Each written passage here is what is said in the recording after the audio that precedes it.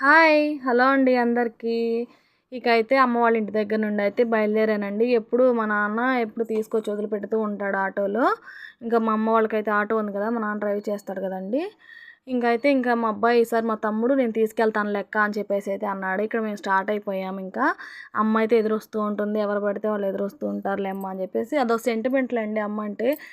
ఎప్పుడు అలానే వచ్చిద్ది అమ్మ. ఇంకా అమ్మ అలా వస్తే నాకు కూడా కొంచెం సెంటిమెంట్, జాగ్రత్తగా సేఫ్గా ఇంటికి వెళ్తామనేది. ఎవరైనా అంతే కదండి.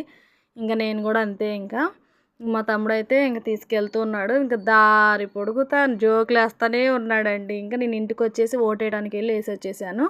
ఈలోపు అయితే ఇంక ఇంట్లో కర్రీస్ లేవని మా వారైతే కర్రీస్ తీసుకొచ్చేసాడు. ఇంక రైస్ అయితే వండాను, పప్పు సాంబార్ తీసుకొచ్చాడు. పప్పు అయితే చాలా బాగుంది, సాంబార్ అయితే అసలు బాగాలేదండి.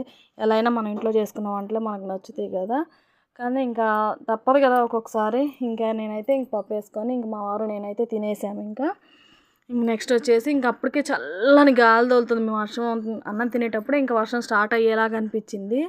చూసారా, మబ్బులన్నీ కమ్మేస్తున్నాయి, చల్లని గాలి, ఇంకా సన్నగా వర్షం పడుతూ ఉంది తుప్పర్లాగా. ఇక్కడ చూడండి, అసలు నాకు ఎప్పుడు కూడా నేను మొక్కలు నీట్గా ఉంచుకుంటాను కుండీల్లో, కానీ ఇంత గడ్డి చూసేసరికి నాకు భలే బాధేసింది. ఇంకా ఇంట్లో ఆడవాళ్ళు లేకపోతే ఇలా ఉంటుందేమో ఇల్లు అనిపించింది. ఇల్లు కూడా అండి ఎంత ఘోరంగా ఉందో అసలు.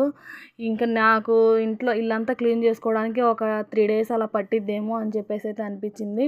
ఎంత గడ్డి వచ్చిందోనండి, మొత్తం తీసేసి నీట్గా క్లీన్ చేసి పెట్టుకున్నాను. అయితే అమ్మ వాళ్ళు ఊరు వెళ్ళే ముందు నేను ఇంక ఈ జామ చెట్టు అయితే మొత్తం వెనక తీసి పెట్టానండి. చక్కగా ఈర్లు వచ్చి బాగా వచ్చేసింది. అయితే అమ్మ వాళ్ళ ఇంటి దగ్గర నుంచి కొన్ని సామాన్లు అయితే తెచ్చుకున్నాను. అంటే 2 ప్లాస్టిక్ డబ్బాలు ఎవరో గిఫ్ట్స్గా ఇచ్చారంట, నాకు ఇచ్చింది. అలాగే పచ్చళ్ళు, కార పచ్చడి అంటాము, ఇంకొకటేమో టమాటా పచ్చడి, పండుమిరపకాయల పచ్చడి కూడా అంటారు కదా. అవైతే తెచ్చాను. ఆ గిన్నె ఏమో టీ గిన్నె ఎవరో ఏదో ఫంక్షన్కి అయితే ఇచ్చారంట, అది కూడా నాకు ఇచ్చేసింది. వాడుకోమ్మ నీకు లేదు కదా అని చెప్పేసి అయితే.